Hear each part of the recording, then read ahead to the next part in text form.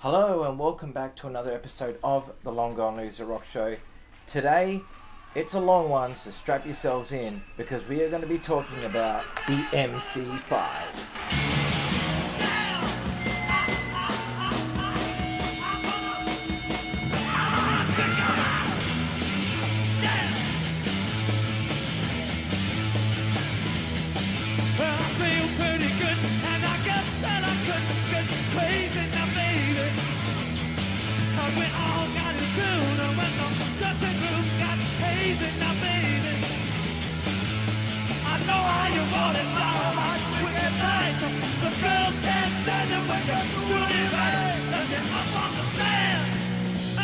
Kick out the jam. Yes, kick out the jam. I have to kick them out.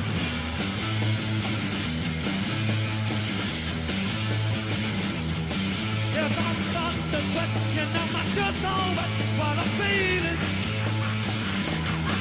in the sound that abounds and resounds off the ceiling. You gotta have it, baby. You can't do it without. When you get the feeling, you got song them all. Put that mic in my hand and let me kick out the jam. Yes, kick out the jam. I have to kick out.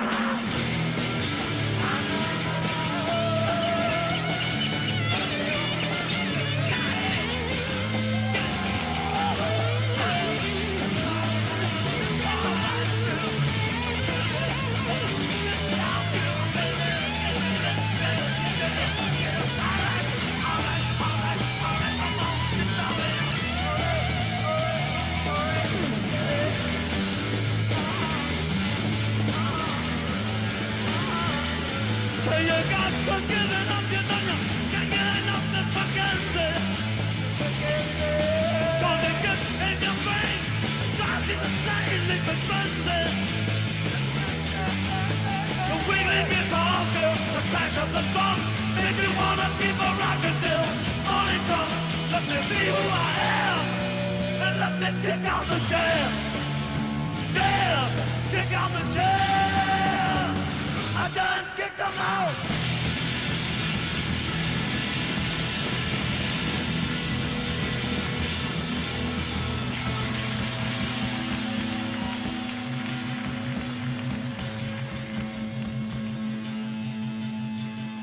So my history with the MC5 dates way back to probably the early 90s or maybe it was the late 80s, whenever thrash grind and grunge was a thing. I would always go there shopping for punk records and whatever. Now, there was a guy who worked in the store named Dave Manning. He played in a band called The Crazies, a band called Stir, and, a bunch of other bands like Repo. I think he was in Repo for a little bit. But Dave Manning was like a Flipside magazine, a Maxim Rock and Roll magazine, an Ugly Things magazine, a Cream magazine, a Bomb magazine, and the Punk magazine, all rolled into one person. This guy was an absolute encyclopedia of music, and he would always wear like cool t-shirts of cool bands. And one day he was wearing an MC5 shirt back in the USA, and I said to him, what's the deal with this MC5 band? And he told me, he goes, oh, they're awesome, you got to listen to them. And so I was in Big Star Records and I picked up my very first MC5 record, which was the album Kick Out the Jams. Kick Out the Jams was the very first album by the MC5. If you're watching this video, you already know that. In fact, you probably already know about this album and how good it is. This version, unfortunately, is the censored version. Now, I got this for, it must have been like $8 from Big Star Records in the basement back in the day. And I got it home and I didn't realize there was an uncensored version of it because this is the only version that I knew. And I would listen to this all the time.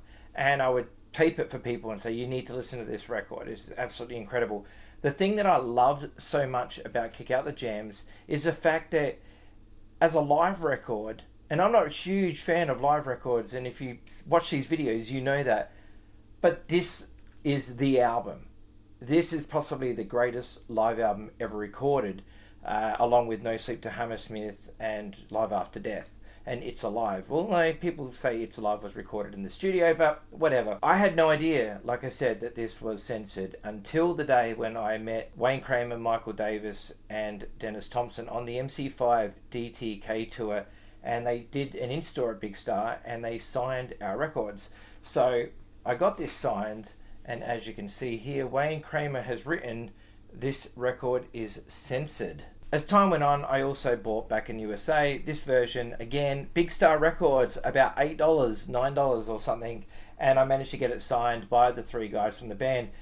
This record, I was not expecting what I got. I still loved it, loved every minute of it, and still do to this day. Very different to Kick Out the Jams though. Kick Out the Jams, on one side you've got this full rock and roll side, and on the B side you've got this more psychedelic, drawn out jams, which are all fantastic. The whole record just rules. The songs are much shorter. They're more slick and polished, and there's even a cover of Tutti Frutti on here. You know what I mean? But it's a great record. It's a solid album, and I absolutely love it. And obviously it features the song Looking at You, which is like one of the greatest songs ever. So there you go, there's the back cover. I want that hairdo. Love this album. Now, I've played this album so much that it is getting a little bit thin, so I had to buy another one, which I did. I bought a reissue of it, but still very cool to have this. There you go, the label there. And yeah, really good stuff. If you don't know this album, do yourself a favor. The third album that they did was High Time. This is a reissue. This was released on Sundazed Records, and it has the gatefold. There you go. This is all I could find. I've never found an original of it, but it doesn't matter because the music still sounds the same, and this version sounds incredible. Listen to this record a lot. I really love Sister Ann. I love Baby Won't You. I love every single song that this band has ever done. They've always been a solid rock and roll band. And, this is pre-punk.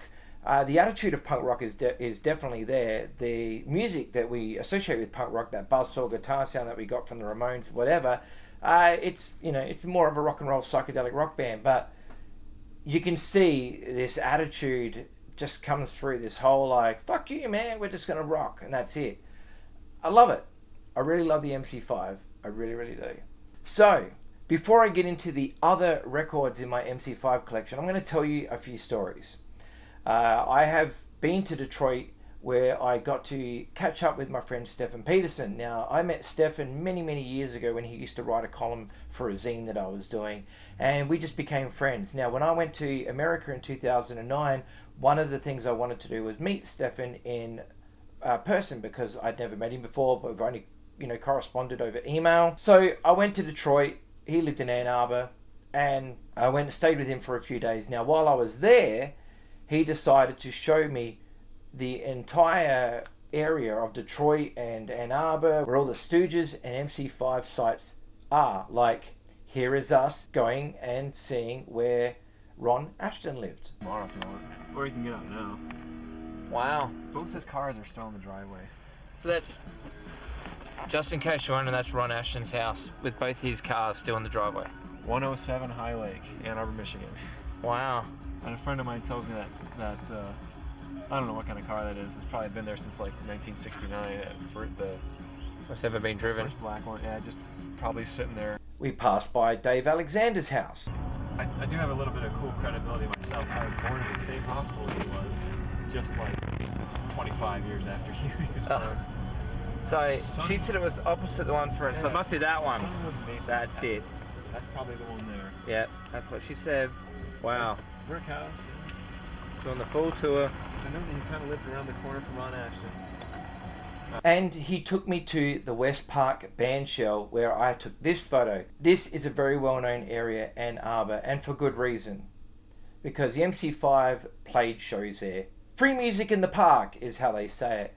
And just being there, I jumped up on that stage and tried to imagine what it was like to be there and to see the MC5 playing in this park. The live footage that is on YouTube that you can check out is phenomenal. Now, one of the things about this is that Stefan had come into some negatives. Now, Stefan is a photographer, and in fact, he even published this book. So if you are interested in checking out some of his documentation of the Detroit punk and rock and roll scene, you can get this book from Stefan, and it has a bunch of photos from bands that have played through Ann Arbor and Detroit. Pretty cool. But he had something that he wanted to give me. Awesome photo of Wayne Kramer, Rob Tyner there, rocking out. Now, there are photos of this show, I believe, and you can see Dennis Tech from Radio Birdman. And if you check my Radio Birdman video, you will see that photo with him in the front row. This is the other one, and as you can see, there it is, the Ann Arbor band shell in West Park. I believe these photos were taken by a guy called Doug Fulton. Now, I could be completely wrong, but after doing some research on the internet, the only black and white photos that I can find of MC5 playing at this park seem to have been taken by a guy called Doug Fulton. I don't know if these ones were, because they don't have anything written on the back, just that Stefan printed these up. But these are huge and they're awesome, and it's a really cool piece of documentation, really cool piece of history. As you can see, the band there rocking out on stage in Ann Arbor, Michigan. The fact that Stefan gave me those just means so much to me, because I love the MC5 and those photos are amazing. I did see other ones he had there. He had one of, I remember there was one of Dennis Thompson playing the drums. So he took me around to lots of other places as well, including the final resting places of Rob Tyner and Fred Sonic Smith. So Rob Tyner is buried in Roseland Park Cemetery in Royal Oak in the Oakland County area of Michigan. I'm glad to have been there, and I thank Stefan for taking me there. So after that, it was on to Fred Sonic Smith's gravesite. Fred Sonic Smith is buried in a place called Elmwood Cemetery in Michigan. Now, his was not the easiest to find. We had to drive around a little bit to find this, because it's not actually a tombstone as we know in the traditional sense of the word. It's more like two rocks that are sticking out of the ground.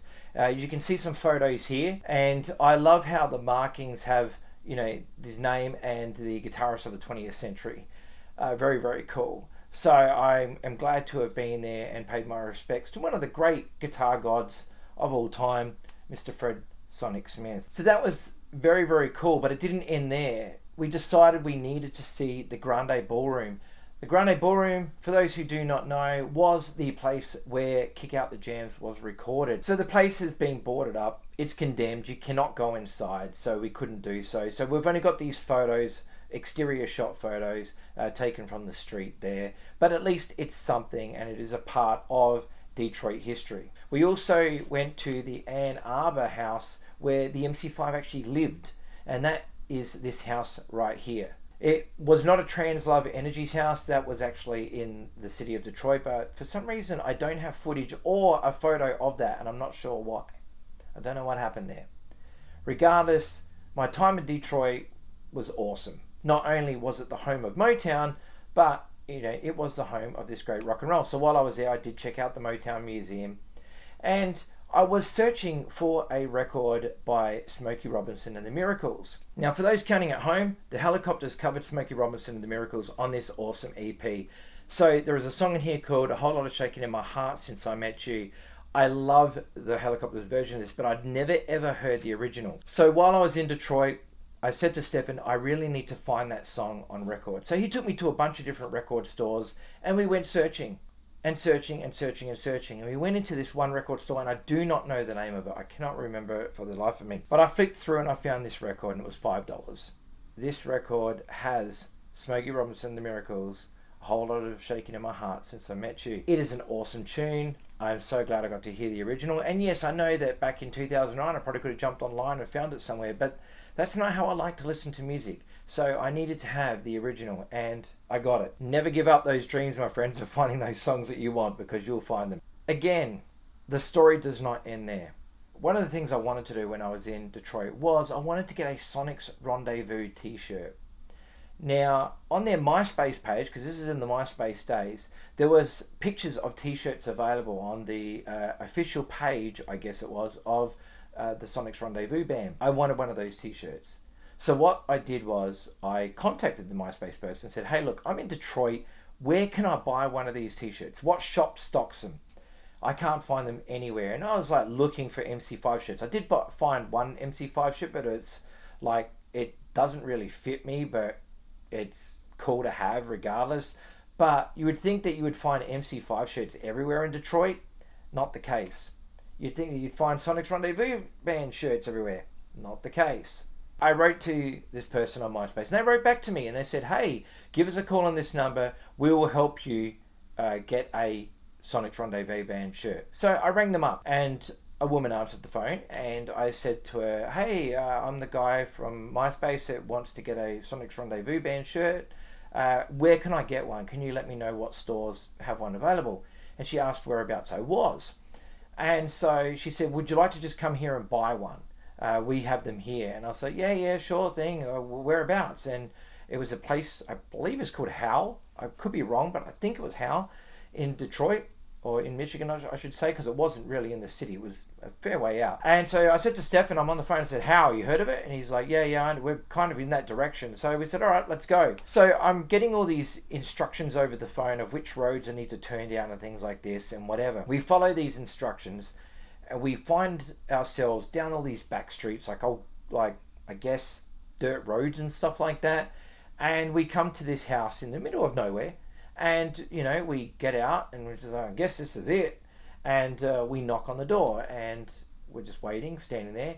And all of a sudden, this guy comes with this long grey hair, and he's probably about 6'2", 6'3". And he says, hi, you're from Australia? And I said, yeah. And he goes, I'm Gary Rasmussen. Now, for those who don't know who Gary Rasmussen is, Gary Rasmussen from the Sonic's Rendezvous band, the guy that played the bass run on City Slang. Wow. So here we are, in the middle of nowhere. Gary Rasmussen introduces himself to us and says, come on round back. So we go around the back. He introduces us to his wife, which is, I guess, who I was doing the messages with.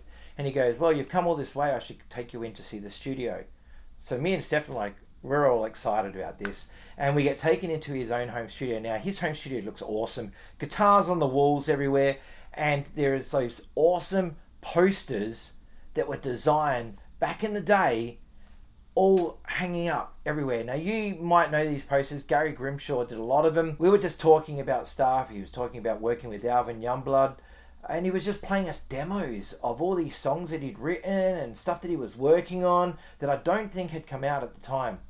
And we're just sitting there for I don't know how long we were there, maybe half an hour, maybe an hour, I can't even remember, just listening to him tell stories and talk to us about all this music that we love so much.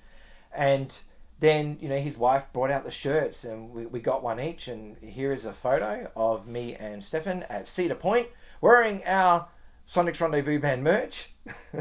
And I remember after we left the house, we both sat in the car, and before we left, we just looked at each other and said, did that really just happen? Here I am, some kid from Melbourne, Australia, coming to Detroit, ending up in a place called Howe, talking to Gary Rasmussen from Sonic's Rendezvous band. Now, to a local Detroiter, that just might be a normal thing, but to somebody living in Melbourne who's grown up listening to City Slang for years and listening to the MC5 and all this sort of stuff, it's a pretty big deal. So I was pretty excited about that. But anyway, let's get into the records because there are a lot. Okay, so let's check it out. The very first record I'm going to show is this split 7-inch I got between Africa Bambaataa and the MC5, both bands doing Kick Out the Jams. I love this record. Not only does, it have the infamous Kick Out the Jams, but this version by Africa Bambaataa is absolutely phenomenal. It is such an interesting version of Kick Out the Jams that you just need to hear it to believe it. Glad I picked this up. If this interests you, maybe check it out as well. If not, that's cool too.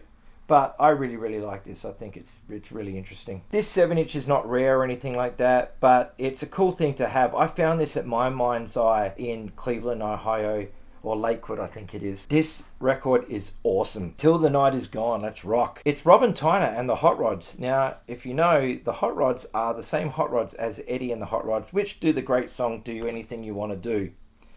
So, there you go. Rob Tyner and the Hot Rods, my friends. Like I said, it's not rare, but, if you dig it, grab yourself a copy. Why not? This is an unofficial bootleg I found at Amoeba Records, I think it was, of I Just Don't Know and I Can Only Give You Everything. Guess it's supposed to be a faithful reproduction or something like that. It's not rare or anything. It's nothing spectacular. It's just a bootleg. But, it's cool to have because I like having songs on 45 because I like 45s. So there you go. Cost me $6. It was worth every cent. This is something I picked up. I can't remember where. This is numbered 49 of 200. You've got Kick Out the Jams Uncensored on one side and you've got the American Ruse on the other. So, yeah, just a cool little thing to have. This was a side-by-side record that came out on Record Store Day with the Melvins doing Ramalama, Rocket Reducer. So good. They do a really good version of it too. And then on the other side we have very, very cool. Nice shade of red. This is another bootleg thing I picked up. Limited edition of 300 on red vinyl. It's Sister Ann with Lemmy and the song One of the Guys. Again, it's on red vinyl. So I believe there's footage of this with Lemmy singing on that MC5 DTK DVD thing that came out. Here's a repro single of City Slang. This was released by Devil's Jukebox, and I'm very happy to have this on 7-inch because I think it is one of the greatest singles ever. Although, I don't know, man, sometimes I think that the Helicopters have done a version that's just as good.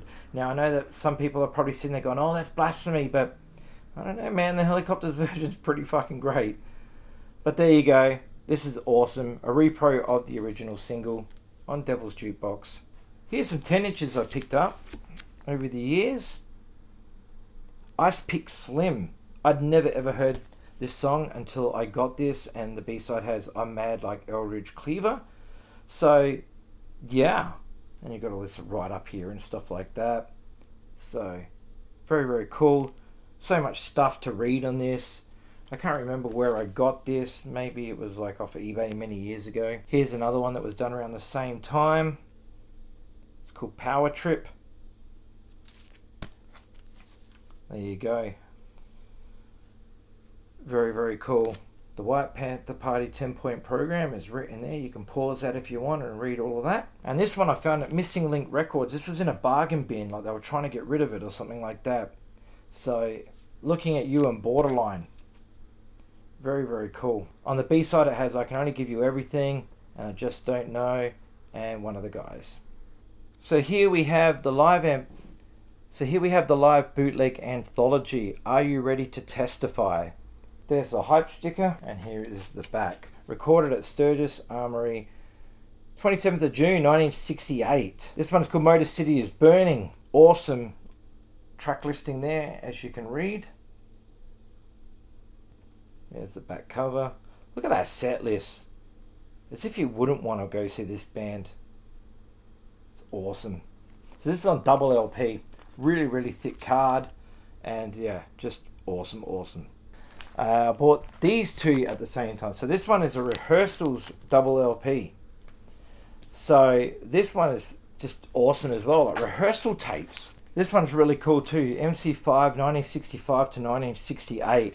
Another awesome double LP of random tracks. It's amazing that there is so many recordings of the MC5, yet, you know, they only had 3 official albums.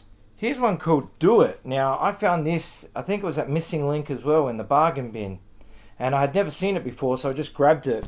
I've probably got all the songs that are on it, but, like, you know, I mean, I don't think there's anything on here that is really different to any of the other records that I have. But I just didn't have this record, so I grabbed it just in case. And as you can see here, we got Back in USA, Rock and Roll Pips, Looking at You, Unknown Rock, Motor City is Burning, Tutti Frutti, Kick Out the Jams, and 19th Nervous Breakdown. We got this one here, Live at the Granny Ballroom in 1968. So another one that I think I got at the same time I bought the rehearsal tapes and all that. So there you go. There is the 3 sides of rock and roll for you. Look at that. I'm Mad Like Eldridge Cleaver takes up one whole side of a record. MC5 66 Breakout. Now I know where I got this from. I bought a lot of MC5 records off eBay once. This guy was selling like 10 records or something, and maybe it was 8 or whatever, but anyway, there's a bunch of MC5 records, and so I just bought the lot and I had it sent to a friend's house in the USA, and then I picked them up when I got there, and this was one of them. So there you go. Looking at You. What a really good song that song just rules. Now that lot also came with a uncensored version of MC5's Kick Out the Jams. So this one has the writing inside which says, take it now and be one with it, kick out the jams, motherfucker, and stay alive with the MC5. This is another one that was in that lot. This is MC5 live at the Sturgis Armory. So this is the same gig that was at the one that I showed you previously, but just a different cover. And there you go. Now I have two of this album, but again different covers.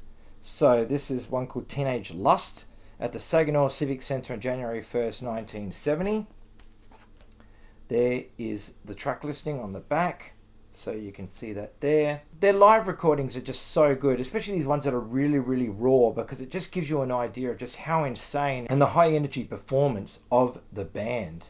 It's pretty incredible. Here is the other version of that record. So, again, awesome. This one's a single LP, but there you go. There is all the track listing there. So, very similar. I think I probably like the Teenage Lust cover and everything a little bit better than this one, because this one seems a bit plain, but still very, very cool. I got this from a bargain bin in the basement of Big Star Records. I guess they couldn't sell it, and so they just put it out for cheap, and so I grabbed it because, you know, why not? It's MC5. So it's just a bunch of tracks on here, stuff that's probably on all the other records. I'm not going to sit down and go over them with a microscope and find out which version is exactly the same off which record, but there you go. This is one that was in that lot that I got. So this is one called Babes in Arms, and it's on white vinyl. And here you go. It's basically just a best of, something like that. So, but apparently this was like a cassette only release. It came out in like 83 or something. It has outtakes, mixes, remixes, uncensored versions, private demos, not available elsewhere. But I don't know. It could be on the same records that I've got. Another one that was in that lot, Thunder Express. This is a killer. Really, really good versions on here. Kick Out the Jams, Empty Heart, Ramblin' Rose, Thunder Express, Ramalama, Motor City is Burning, I Can Only Give You Everything, and I Just Don't Know. These were recorded one day live in the studio, March 72. And here is the last one that came in that lot, back in the USA. So a 180 gram pressing. Pretty cool. Sounds great. There you go there. Exactly the same as the version that I showed you before. So the last thing I'm going to show you from the MC5 is this version called the Kick Out the Jams Anthology 65 to 71. Now this is a box set that came on 3 vinyl records. Here is the back. So you get red, white and blue. Pretty cool. I think I got this from Red Eye Records in Sydney from memory, and it was like $34.95. It's really cheap. So it's numbered. This is 474 of 500, put out by Cleopatra Records in 2008. Now I'm not sure I've always believed in Cleopatra's numbers of things, how many things are limited or whatever, because some things that they say are only 500 copies and they're still for sale like 4 years later by a really, really popular band. I somehow don't know if I believe that. So in this box, you get a sticker. Pretty cool. You get this rad button or badge or whatever you want to call it. Really, really cool. Love that. So there you go. Red, white and blue, my friends. Awesome. A really, really cool collection of MC5 stuff. And like I said, this was only like $35. I don't know if they were trying to get rid of it. I assume they probably were. Maybe they had it on the shelf for a while and nobody was buying it. So that's probably why. Here's a newspaper article that I cut out of the Advertiser on July 15th, 2004. This is for the DTK MC5 tour. So they did a write-up of it in the newspaper, which I thought was really, really cool. And, you know, the tour featured the likes of Evan Dando, Mark Arm, and Dennis Tech. Now, I've got to tell you that DTK MC5 tour was freaking awesome. So I also have this awesome MC5 poster, which came with a classic rock magazine, I believe. Or was it Mojo magazine? It was one of the two, because it has the white stripes on the other side. And yeah, it has the MC5 on this side, but this one is signed, which I got signed at that in-store, and I'm very stoked to have it because, like, you know, it's the MC5 and it's just awesome. And yeah, very, very cool. I will get it framed one day and I will put it up. Here's some other cool MC5 memorabilia things that I've got. This awesome issue of Ugly Things, which if you haven't read, you should. This is a really, really solid issue with a really good interview with Rob Tyner. So yeah, definitely one to check out. There's this cool book, Detroit Rock City. I bought this from Half Price Books in the USA. It was like $4 or something like that, so it was worth it. Look how thick it is. So good. But there you go. You need this book. Guitar Army. I bought this from Polyester Books here in Melbourne, and if you read the interview with Rob Tyner in Ugly Things, he says, don't worry about this book. Forget it, because it's just a bunch of bullshit or something like that. He doesn't speak too highly of this book. This book is kind of poorly written. This one comes with a CD, and that's the track listing that's on it. Pretty cool. There's the back cover. And here's another book I found at Half Price Books. MC5.